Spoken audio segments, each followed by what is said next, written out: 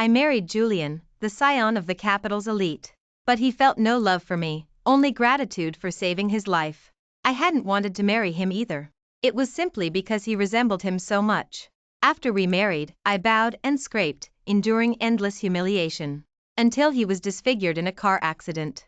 I threw the divorce papers he often left in front of me back at him. Sign them. He questioned me. I turned to leave, tossing over my shoulder, "You don't look like him anymore." But lost his mind, begging me to return to him. Before we continue, please subscribe to this channel and let us know in the comments where you're listening from. Luna, you disgust me. Julian's eyes were bloodshot as he leaned over, breathing heavily into my ear. His actions were rough and uninhibited. His hot, fierce kisses sealed off any words of protest I might have had. Though it was the most intimate act between a married couple, he continuously mocked me. "Who are you putting on this pathetic act for? You're reaping what you sow. You'll never carry my child in this lifetime." My gaze swept over the contraceptives on the floor, and a pang of sadness welled up inside me. Even as passion surged, Julian maintained a last shred of awareness. Outside the window, the moonlight was bright, stars twinkled, and the wind blew all night. Tree shadows danced across Julian's body through the French windows, rising and falling with his movements, a modeled pattern. The next day, when I woke up, the spot beside me was cold. "Seeing your face first thing in the morning really ruins my appetite." That sentence seemed to take me back 4 years, to the day we first married, and Julian stood by the bed. My head felt heavy from the wind that had blown all night. I painfully shifted my body, feeling sore and weak. Glancing at my phone, it was exactly 7 o'clock. Julian usually finished his morning workout at 7:30. In the past, I would prepare a breakfast blend of Eastern and Western dishes and warm bath water for him in advance. However, recalling his cruelty yesterday, I inexplicably lost all motivation. I slowly sat up, gazing at the mess of clothes strewn across the floor, sighing softly, and reaching for the broom. "Luna, have you no shame?" Julian's voice, cold as ice, echoed from the doorway. His gaze fell on my hand, where a contraceptive was tightly clutched, sticky liquid oozing between my fingers. I froze instantly. A moment ago, a wave of dizziness had almost made me fall, and I had grabbed something from the floor to steady myself. I was just cleaning the floor. I hurriedly dropped the yogurt cup in my hand, my face flushing, wanting to bypass Julian and go to the bathroom to wash my hands. But my arm was suddenly grabbed. Julian stared coldly at me, his voice full of sarcasm. "Even if you try to conceive a child through such underhanded means, I have countless ways to ensure you can't carry it to term." His resolute expression made my mind reel. He impatiently furrowed his brow and shoved me away. "Don't let there be a next time, or don't blame me for showing no mercy." Julian waved his hand in disgust and turned to the adjacent room to shower. I stood rooted to the spot, knowing this was a serious warning from him. In our 4 years of marriage, he had placed divorce papers in front of me countless times, demanding my signature. I firmly refused. He grew annoyed and furious but could never find a suitable reason. Half an hour later, I sat at the dining table, holding a bowl of warm oatmeal. Julian walked in, wiping his wet hair, water droplets sliding from his tips, across his muscular chest, and finally disappearing into his bathrobe. He sat opposite me, the rising steam making me feel somewhat uneasy. Suddenly, a tapping sound on the table interrupted my thoughts. I looked up. Julian was impatiently tapping the table, his gaze sharp as he stared at me. Was he still brooding over last night's events? "I plan to clear out the RT studio and leave the bedroom for you." Seeing him remain silent, I took the initiative to state my intentions. "Don't worry, I won't secretly sneak into your room in the middle of the night." The tapping ceased abruptly, but Julian's face grew even darker. The oppressive atmosphere made it impossible to eat, so I hastily picked up my bowl and retreated to the kitchen. When I emerged from the kitchen again, Julian was rummaging through the refrigerator. My stomach rumbled embarrassingly. Julian abruptly slammed the refrigerator door shut, grabbed a bottle of wine, and strode into the home office. I went to the art studio to tidy up, my gaze falling on a dust-covered photo album, and I found myself lost in thought. I gently opened this album, untouched for 4 years. The young man in the photos smiled as warmly as ever, his eyes seemingly sparkling with stars, radiating youthful energy. Though his features were slightly immature, they were exceptionally striking. A high nose bridge, delicate brows and eyes, a smooth jawline. Upon closer inspection, he bore a slight resemblance to Julian. However, their temperaments were entirely different. My finger gently traced the young man's cheek, and a pang of bitterness surged in my heart. Sage, am I useless? I'm sorry, in these past 6 years, I fell in love with Julian, but I haven't dared to come see you. Time flew by in a flash. When I stepped out of the room, the sky had already darkened. The vast hillside was unlit, eerily quiet. I fumbled for the light switch in the dark but accidentally tripped over the sofa, falling heavily to the ground. Shards of a wine bottle pierced my palm, making my arm tremble with pain and cold sweat break out. I habitually called out for Martha, then suddenly remembered that Julian had dismissed all the household staff to make me responsible for chores. Enduring the sharp pain, I carefully moved to the bedroom. Trembling, I dialed Julian's number, but it went unanswered. Just as I felt dizzy and was about to call 911, Julian's nonchalant voice reached my ear. What's wrong? Trying to check up on me? On the other end of the line, music and clinking glasses intertwined, a lively din. Julian, he was at the lounge again. Luna, speak. The man's impatient voice came through the receiver. I stifled the pain and called his name. Julian, I'm hurt, can you take me to the hospital? Ha, Luna, you've played the boy who cried wolf too many times. You're not tired of it, but I certainly am. Julian scoffed, clearly believing this was a lie I concocted to make him come home. Beep, beep, beep. The call was ruthlessly cut off, my phone's battery died, and the screen went dark. The only light in the darkness vanished, and with it, the hope in my heart. 4 days later, at Hillside. As soon as I opened the door, a figure suddenly darted out from the entrance. Before I could react, I was pinned against the cabinet. What? Playing hard to get didn't work, so now it's running away? Julian's face was in shadow, his expression grim, his tone mocking. Why are you here? Shouldn't he be out racing at this hour? I pushed Julian, but he tightened his grip on my wrist. Ouch, that hurts. I yelped, instinctively flinching my arm.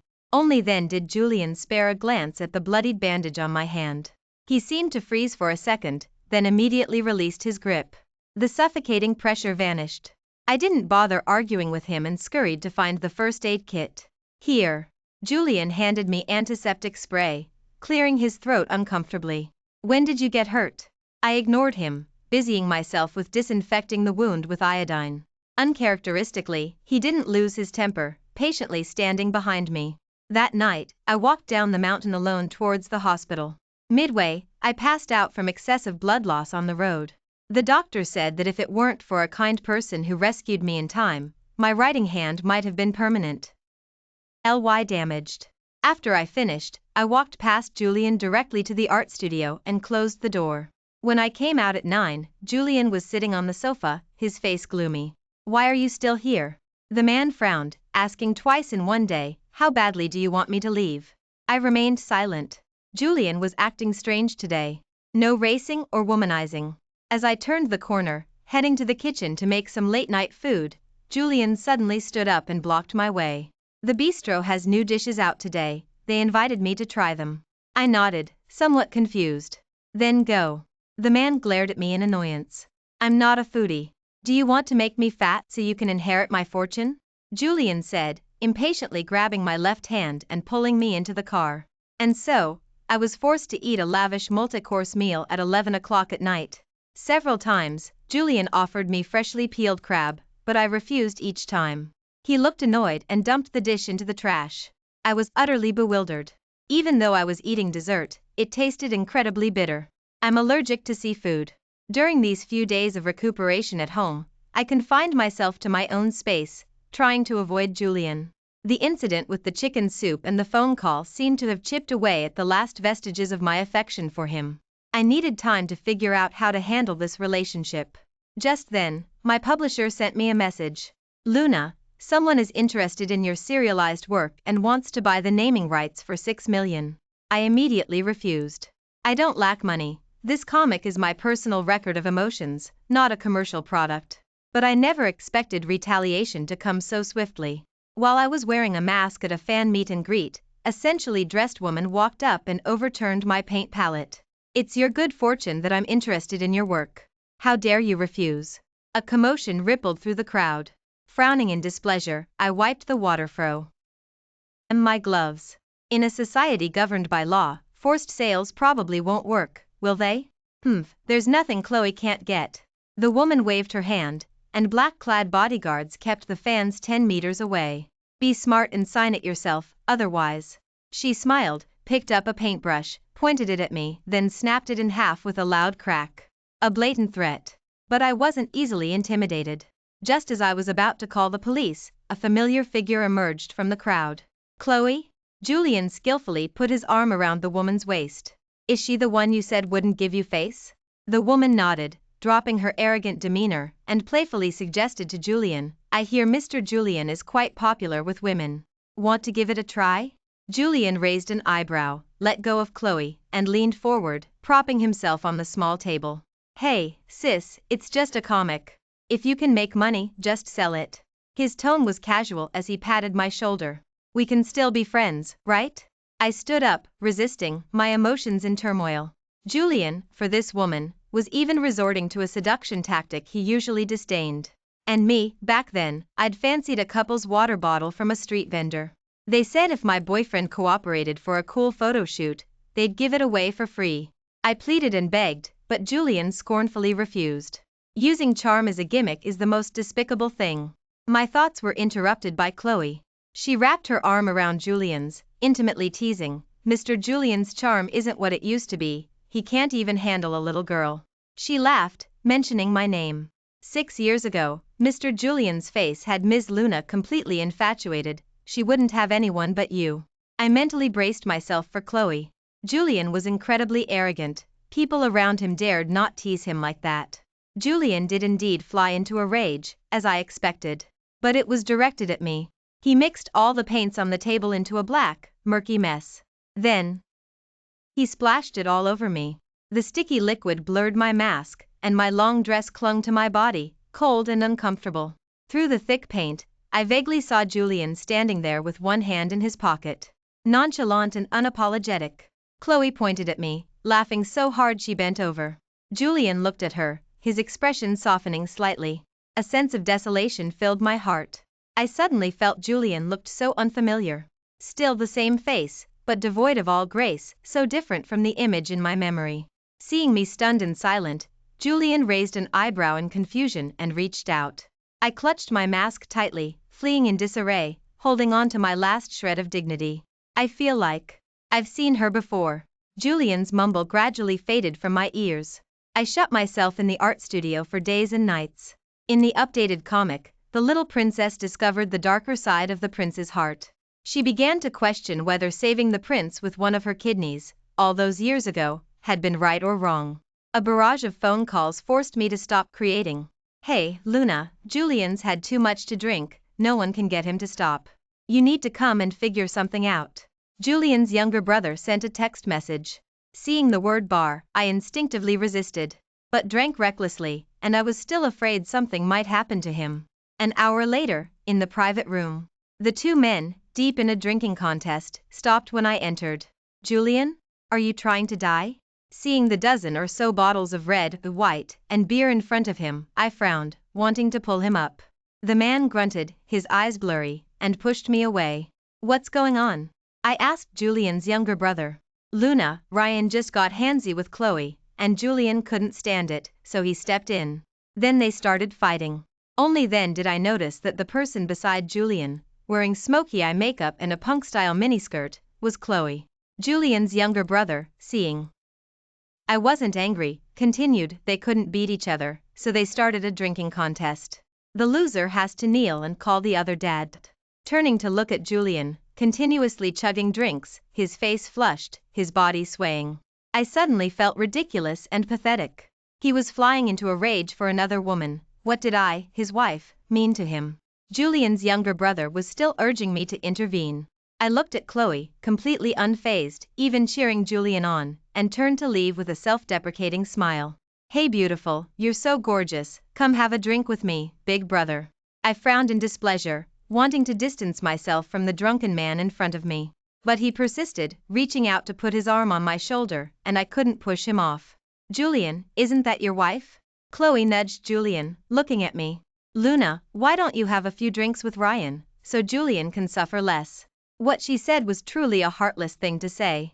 Why should I bear the consequences of the mess she created? A wife should naturally bear her husband's burdens.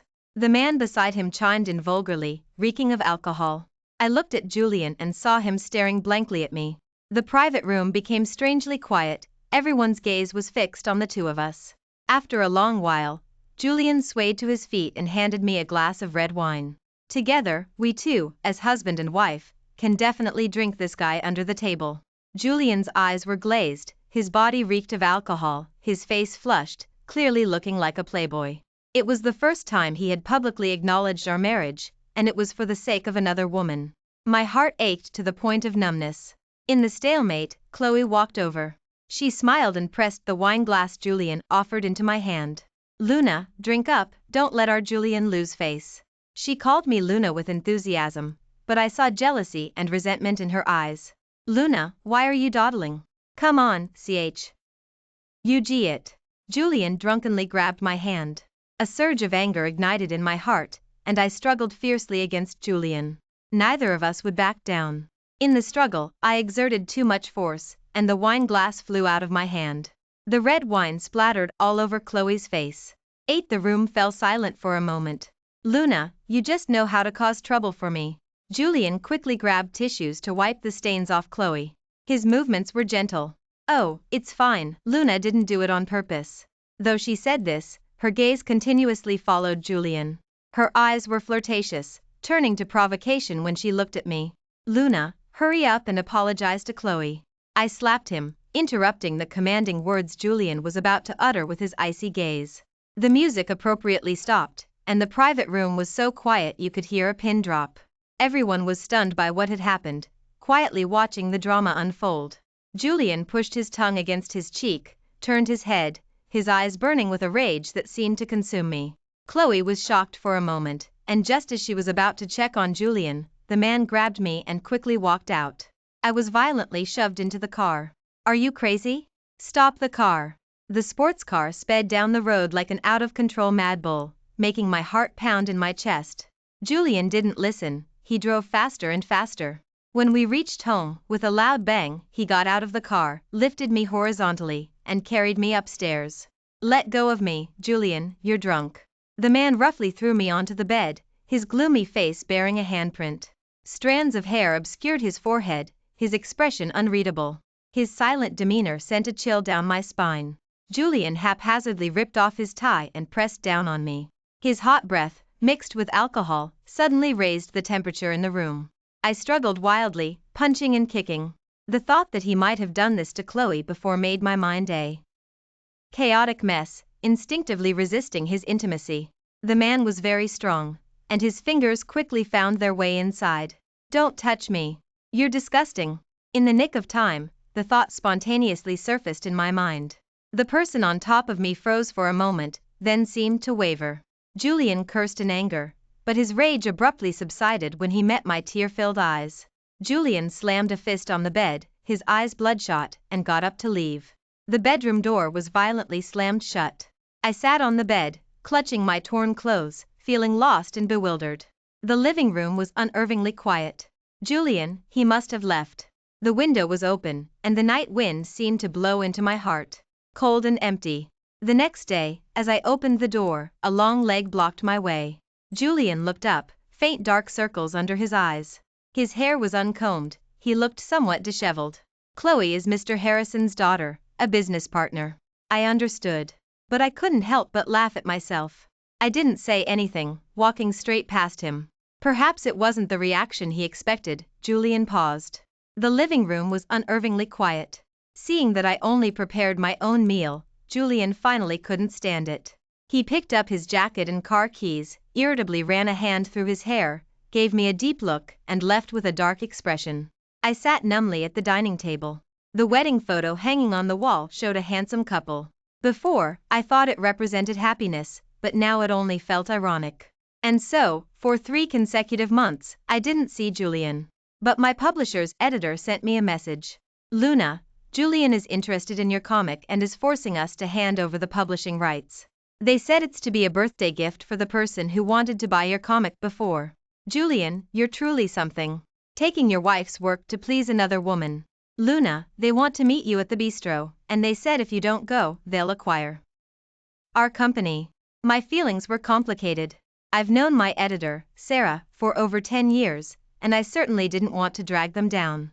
After some thought, I put on my mask and went to the meeting. The restaurant had been booked out. Chloe sat beside Julian, still dressed provocatively. Julian wore a black shirt, his long legs crossed, nonchalantly playing with his lighter. Have you made up your mind? 10 million, you won't lose out.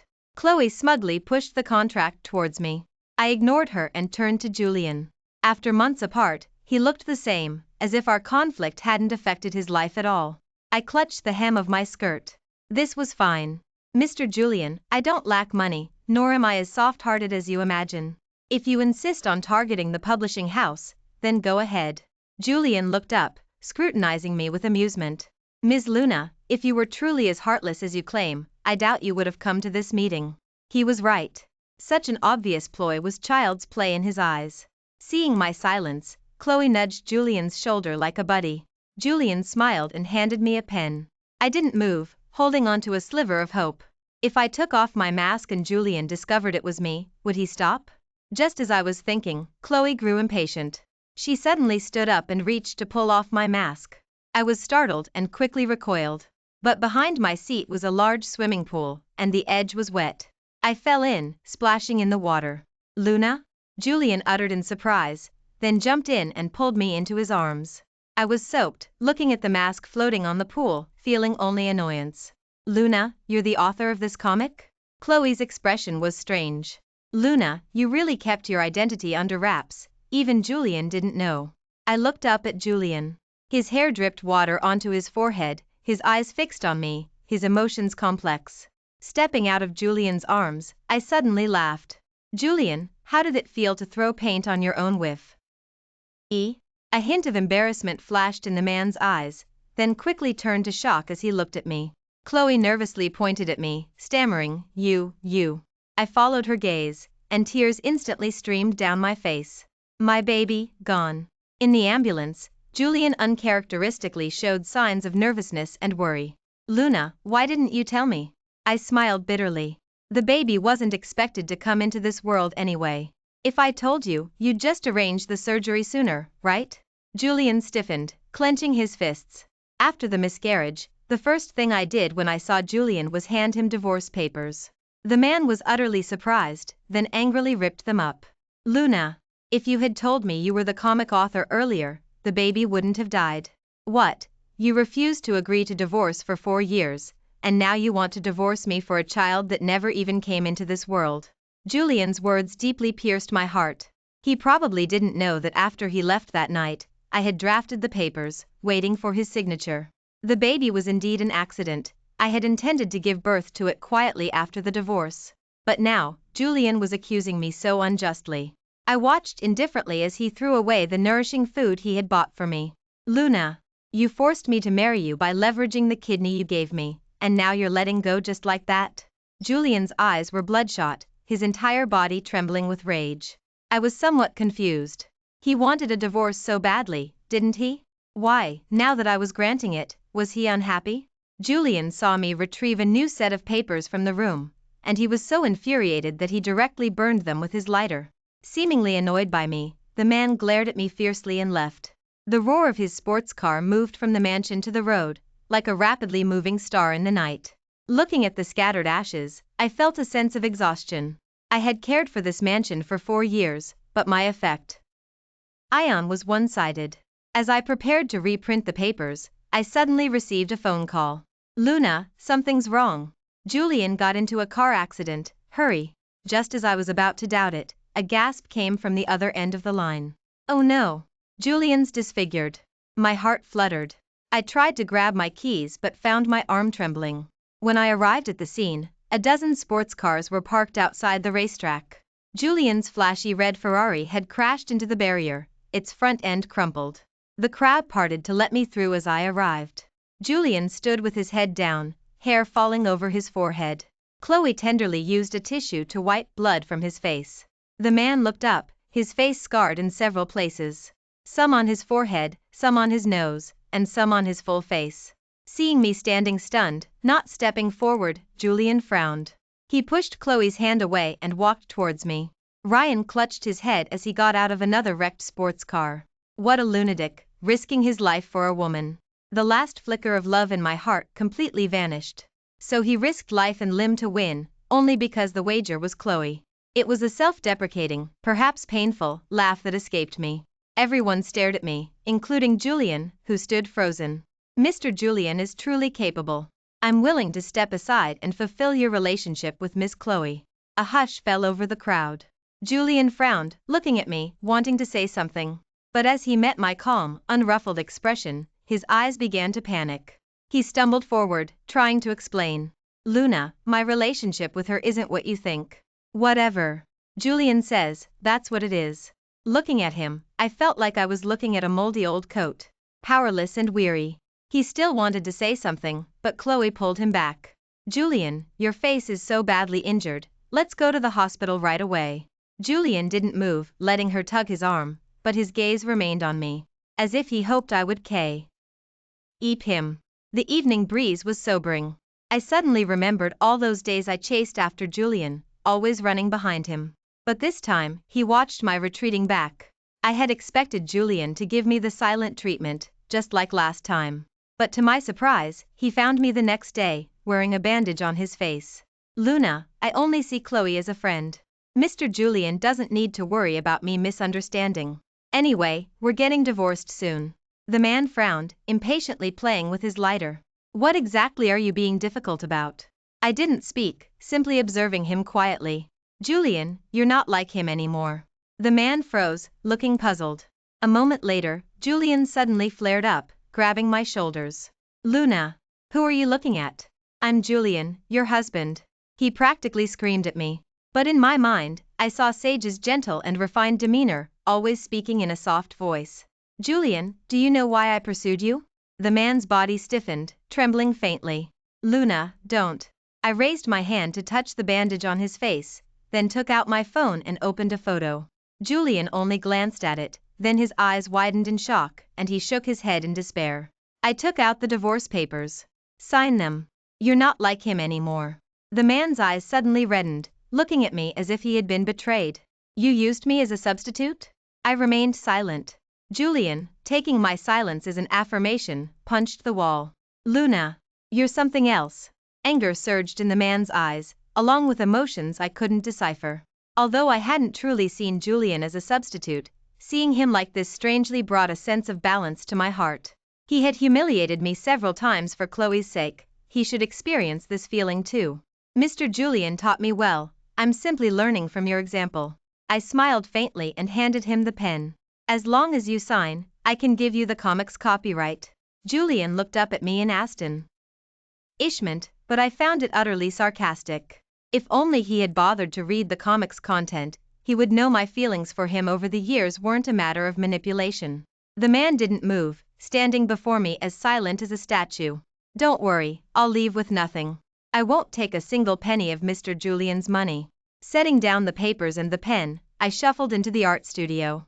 I planned to conclude the comic series I had been working on for 10 years. The next day, my publisher's editor sent me a message. Luna, Julian has stopped pressuring us. Don't you think their CEO has something seriously wrong with him?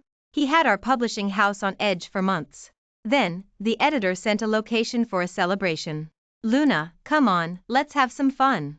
I heard the lounge has a new male model, he's really hot. Adhering to the principle of relaxation, I put on some light makeup and went. At the bar, my editor, Sarah, was sitting next to a man. His back was to me, but I could tell he had a great physique and long legs. As I walked over, the man turned, and I froze. Luna? What's wrong? Stunned by how handsome he is. Sarah winked and nudged me. Sister, I pulled some strings to get him arranged for us. My body stiffened. If it weren't for the man's revealing clothes and his jaded eyes, I would have thought he was Sage, or Julian in disguise. Sarah, seeing me frozen, playfully winked at me, then left us alone. Hey there, pretty lady, care for a drink? The man offered me red wine, smiling lightly. My head felt a little hazy. Those eyes and eyebrows, they were really too similar. As I hesitated, the crowd behind me surged, and I was pushed. When I steadied myself, I found myself nestled in the man's arms in an incredibly intimate position. Luna, get up. Julian's furious voice cut through the crowd. Just as I was about to get up, the hands around my waist suddenly tightened. Old flame? The man in my arms, clearly enjoying the drama, deliberately lowered his head before Julian appeared.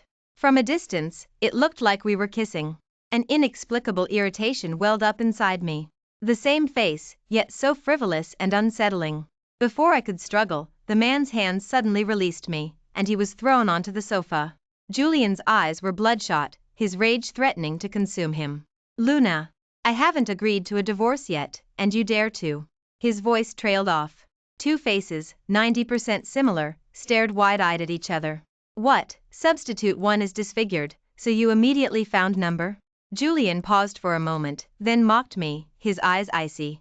The man behind him was clearly stunned too, but quickly reverted to his usual dissolute demeanor. So, the pretty lady likes this kind of game, huh? Must be thrilling, he said, wrapping his fingers through my hair, his eyes challenging Julian. You're asking for it. Julian threw a punch, and he and the man began to brawl. The scene was chaotic. The one-sided assault made my heart clench. Julian, stop, don't fight. The man didn't listen, until the bar manager sent people to pull them apart. Did you divorce me for that pretty boy? Julian sat opposite me, his face bruised. The bar had been cleared, no one else was around. I'm not like you, I'm not into that cheating game. Julian was choked by my words, his face dark, the pressure around him heavy. Chloe is just a friend. He enunciated each word, as if it were the truth.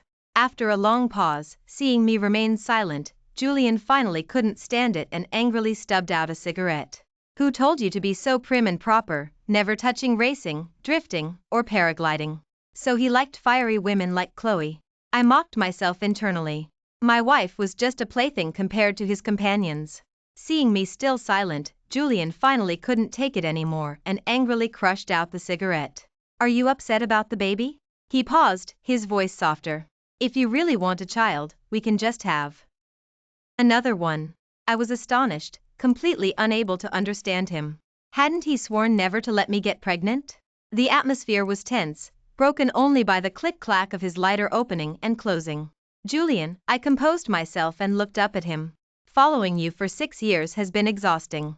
The man froze, looking somewhat uncomfortable. You've always been prejudiced against me, thinking I was a shallow gold digger. Although family is not as powerful as Julian's, I too have seen the world. Honestly, I haven't done anything to wrong you, except forcing you to marry me back then, by leveraging my life-saving deed. Julian raised an eyebrow, his emotions complex.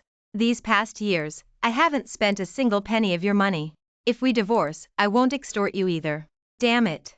I don't give a damn about the money. Julian irritably ran a hand through his hair, his eyes fixed on me.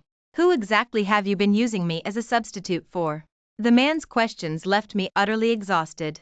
I felt like I had spent years loving a blind man. My silence completely enraged Julian. He stood up and overturned the nearby table. Who the hell are you protecting so fiercely? Do you believe I'll find out and make them pay? I gave a bitter smile.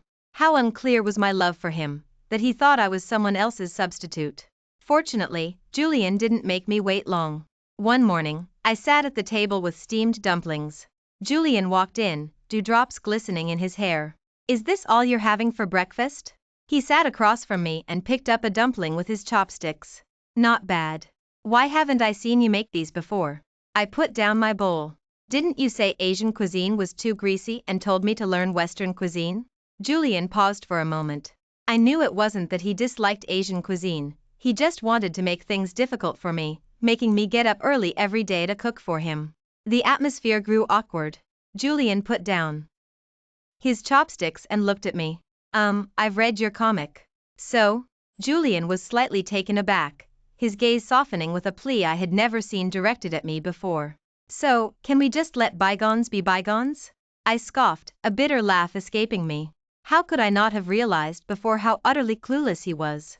I was the one who had been betrayed and hurt, the one misunderstood for 6 years. During our marriage, he repeatedly insulted me for some irrelevant woman. Now that he sees my true feelings, he wants me to put aside my resentment and reconcile as if nothing happened? Why should I? I ignored Julian, pushing aside the steamed dumplings, and stood up to leave. Luna, don't worry, I will definitely cut ties with Chloe. Julian grabbed the corner of my sleeve, promising. His humble appearance was a stark contrast to his usual arrogance. I suddenly became very curious. If he had seen the comic sooner, if he had understood me better, would we have avoided reaching this point of divorce? I turned and scrutinized Julian. Though he looked exactly like Sage, their personalities were completely different. Julian always did as he pleased, trusting only his own assumptions rather than seeing things with his own eyes. When I met Julian. His identical face made me seek out every opportunity to talk to him. Perhaps it was because among his many admirers, I was the most willing to endure hardships and tolerate his temper, but he never explicitly rejected me. That was until he was diagnosed with kidney failure and desperately needed a new kidney. Driven by the principle that this face shouldn't disappear, I went to the hospital for a checkup. Coincidentally, my kidney was a match. And just like that, Julian survived. The first words he spoke when he opened his eyes were, "Luna, thank you for saving me." I froze on the spot, feeling somewhat disoriented. It was the first time someone had called me that since Sage passed away. Julian probably didn't even know it, those very words pulled me back, giving me a reason to chase the sun. Then, a girl with significant family wealth proposed to Julian, and Julian's family hesitated. No one would refuse an option that could take them to the next level. But by then, I had already fallen for Julian and didn't want the man I loved to be forced into an arranged marriage. So, I leveraged my life-saving act to compel him to marry me. Julian, however, didn't see it that way. He believed it was all a calculated scheme for me to marry into Julian's family. Therefore, now, facing his remorse, I didn't want to simply forgive him. "Julian, show me your sincerity." I thought Julian, being such a proud man, wouldn't be able to humble himself. But then, he stood in the living room holding a bucket of paint. "What are you doing?" Julian filled a bucket with water from the bathroom, mixed all the paints together, and then poured it all over himself. Oh, he had done something similar to mock me back then, just to amuse Chloe. I watched Julian standing before me, drenched in rainbow colors, water dripping miserably from him, my heart completely unmoved. "Is this enough?" Julian asked, his hair soaking wet and him looking rather disheveled. I shook my head. The man's bright eyes dimmed for a moment, then brightened again. After the paint incident, Julian started sending me photos frequently. There were photos of him getting up early to buy groceries, drinking alcohol mixed with other beverages, and cleaning the mansion by himself. I watched calmly, without reacting. These things he thought could atone for his actions were merely what I had been doing every day for the past 4 years. Julian wallowed in self-pity for a long time, and seeing that I remained unmoved, he finally grew desperate. "Luna, what exactly do I have to do for you to forgive me?" He stood before me, looking noticeably thinner. Gone was the usual disgust and disdain in his gaze, replaced by a touch of tenderness. Yet, I felt my gaze upon him was like looking at a stranger. "Julian, here," I said, touching my chest, "I no longer feel anything for you." The man's head slowly drooped, losing its usual vibrancy. "Luna, have I been truly awful these past 4 years?" Julian's deep-set eyes fixated on me expectantly, as if awaiting judgment. I looked at the comic in my hand, thinking quietly. The past 4 years played out in my mind like a movie. There had been happiness, pain, moments of touching emotion, and also release. After a long while, I told Julian, "I won't judge your actions. I only know that I have a clear conscience." Julian's eyes seemed to lose their light, and his whole demeanor became somewhat dejected. He stood silently before me for a very long time. I felt he was repenting. The divorce went smoothly. Although I didn't want any assets, Julian insisted on giving them to me. "If you don't take it, what if other women think I'm stingy and it ruins my chances with them?" His tone was as brazen as ever, yet his eyes held no trace of his former flirtatiousness. I put away the marriage certificate, only to notice Julian was still wearing his wedding ring. "Oh, the ring is too tight, I can't take it off." He put his hand behind his back, looking a little guilty. "Let him be. As long as his future wife doesn't mind." Seeing that I said nothing, Julian seemed both relieved and bitter. He handed me the mansion keys. "Don't move out, okay? From now on, you can sketch freely here." I didn't refuse. He was right. Part of the reason I chose this place as our marital home was that the scenery was beautiful and perfect for creative work. Seeing me put away the keys, Julian seemed to cheer up a bit and lightly chuckled as he ruffled my hair. Luna, I hope your comic sells really well. I smiled. If love brings disappointment, then let success come in my career.